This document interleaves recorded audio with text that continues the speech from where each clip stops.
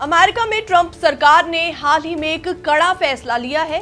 जिन प्रवासियों ने CBP 1 नाम के सरकारी ऐप के जरिए अमेरिका में कानूनी तौर पर एंट्री की थी, उन्हें अब US छोड़ने का आदेश दिया जा रहा है, और वो भी सिर्फ 7 दिनों के अंदर अंदर। नमस्कार, मैं हूं आपके साथ प्रेरणा कौशिक और आप देख रहे हैं NBT इंटरनेशनल।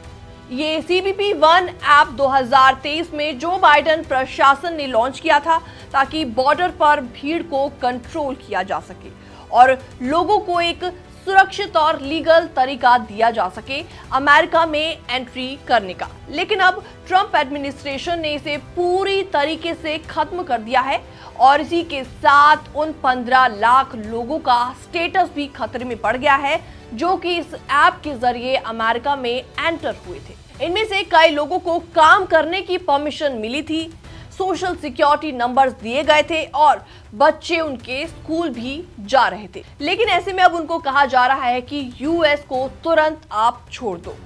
ये नोटिस इतना अचानक और धमकी भरे अंदाज में आया है कि ना सिर्फ प्रवासी बल्कि कुछ अमेरिकी इमिग्रेशन वकीलों को भी गलती से भेज दिया गया है। अब जरा सोचिए कि अमेरिका के खुद के सिटीजन्स को ये बोल दिया गया है कि आप देश छोड़ दो।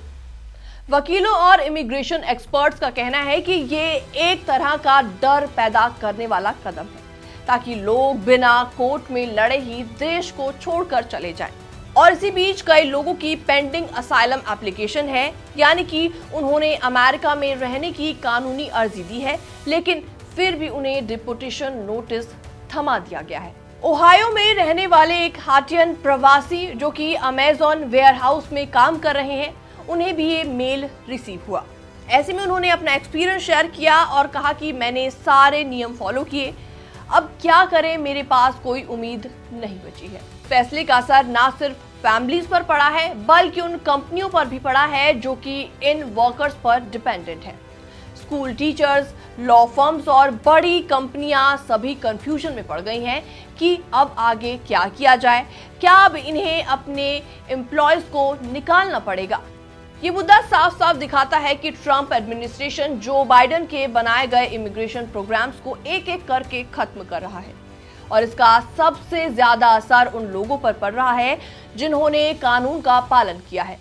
तो क्या जो लोग अमेरिका के सिस्टम को फॉलो कर रहे हैं उन्हें भी टारगेट किया जा रहा है? फिलहाल एक काफी बड़ा सवाल है, लेकिन ये रिपोर्ट देखने के बाद आपका क्या रिएक्शन है, आपके क्या विचार हैं? आप भी हमें कमेंट सेक्शन के माध्यम से अपनी राय देना ना भूलें। बाकी वर्ल्ड से जुड़ी छोटी और बड़ी खबरें देखने के लिए आप भी बने रहिए NBT इंटरनेशनल के साथ। नमस्कार, मैं हूं आपके साथ प्रेरणा कौशिक और आप देख रहे हैं NBT इंटरनेशनल। अब जरा सोचिए कि एक अमेरिकन सिटीजन जो खुद एक इमिग्रेशन लॉयर है, उन्हें भी डिपोर्टेशन नोटिस भेज दिया गया है। जी हाँ, मैसाचुसेट्स की रहने वाली निकोल जो कि जन्म से अमेरिकी हैं और बोस्टन में एक इमिग्रेशन लॉयर के तौर पर काम कर रही हैं, उन्हें भी डिपार्टमेंट ऑफ होमलैंड सिक्योरिटी की तरफ से एक मेल भेजा गया जिसमें साफ साफ शब्दों में लिखा है, it's time for you to leave the United States. Mail में उन्हें 7 दिनों का समय दिया गया है और उन्हें 7 दिनों के अंदर देश छोड़ने को बोला गया है और वो धमकी दी गई है कि वो अगर देश छोड़कर नहीं जाती तो फेडरल गवर्नमेंट आपको ढूंढ निकालेंगी। ऐसे में निकोल ने ये ईमेल सोशल मीडिया पर शेयर किया और लिखा कि मैं तो जानती हूँ कि ये गलती से भेज दिया गया है, लेकिन जिनके लिए ये मेल असली में था उनका क्या होगा? ऐसे में DHS के एक सीनियर अधिकारी ने बाद में कहा कि शायद किसी अप्रवासी ने गलती से निकोल का ईमेल अपने इमिग्रेशन डॉक्यूमेंट्स में डाल दिया होगा और उसी वजह से नोटिस उन्हें चला गया है। लेकिन इस पूरे घटनाक्रम ने एक बड़ा सवाल खड़ा कर दिया है कि अगर एक अमेरिकी नागरिक को भी गलती से डिपोर्टेशन मेल भेज दिया जा सकता है तो उन लाखों प्रवासियों की हालत आखिर क्या हो रही होगी जिनकी अंग्रेजी उतनी मजबूत नहीं है या जिनके पास वकील तक नहीं मौजूद है। ऐसे में निकोल ने सभी प्रवासियों को सलाह दी है कि अगर उन्हें ऐसा नोटिस मिलता है तो तुरंत आपको घबराने की जरूरत नहीं है, किसी इमिग्रेशन वकील से आप कांटेक्ट करें। उन्होंने ये भी साफ साफ कहा है कि पैरोल खत्म होना डिपोर्टेशन ऑर्डर नहीं होता है, आपके पास अभी भी लीगल ऑप्शंस हो सकते हैं। तो अब सवाल ये उठता है कि क्या ये सिस्टम भरोसे के लायक है? जब एक वकील भी इसका शिकार बन सकती है तो आम इंसान का आखिर क्या हो रहा होगा?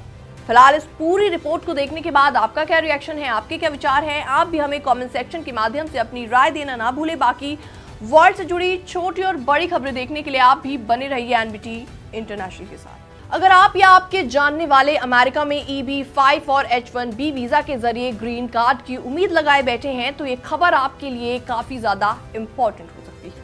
नमस्कार, मैं हूं आपके साथ प्रेरणा कौशिक और आप देख रहे हैं एनबीटी इंटरनेशनल। अमेरिका की स्टेट डिपार्टमेंट ने मई 2025 का वीजा बुलेटिन जारी कर दिया है और उसमें इंडियन सिटीजन्स को एक बड़ा झटका लगा है। EB-5 अनरिजर्व्ड कैटेगरी की डेट अचानक 6 महीने पीछे खिसक गई है। अब भारतीय EB-5 इन्वेस्टर्स के लिए कट ऑफ डेट 1 मई 2019 कर दी गई है, जो कि पिछले महीने तक 1 नवंबर 2019 थी। मतलब ये कि जिनकी प्रायोरिटी डेट मई 2019 के बाद की है, उन्हें अब और भी ज्यादा लंबा इंतजार करना पड़ेगा। तो ऐसे में इसके पीछे की वजह क्या है, इसके बारे में आपको बताते हैं। दरअसल सरकार का कहना है कि भारतीय एप्लीकेंट्स की भारी डिमांड और बाकी दुनिया से बढ़ती एप्लीकेशन की संख्या के कारण ये रेट्रोग्रेशन जरूरी था, ताकि फिस्कल ईयर 2025 के लिमिट में रहा जा सके।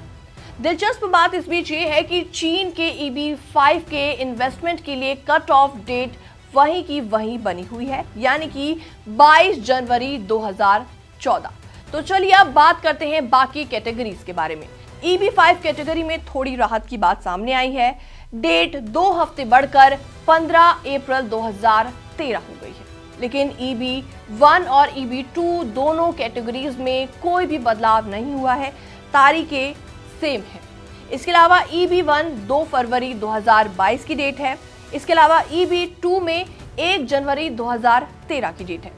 अब बड़ा सवाल ये उठता है कि जब आप लाखों डॉलर इन्वेस्ट कर रहे हैं या सालों से अमेरिका में काम कर रहे हैं, फिर भी आपको पीछे ढकेला जा रहा है, तो क्या लीगल इमिग्रेशन का क्या फायदा होगा?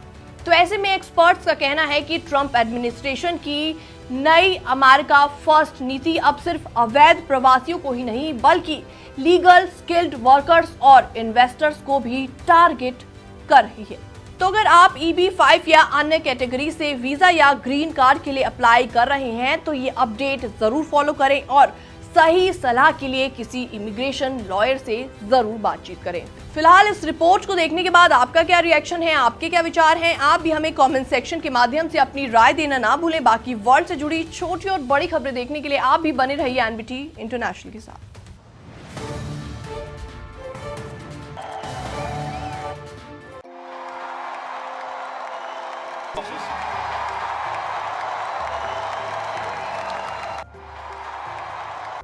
Right now, the most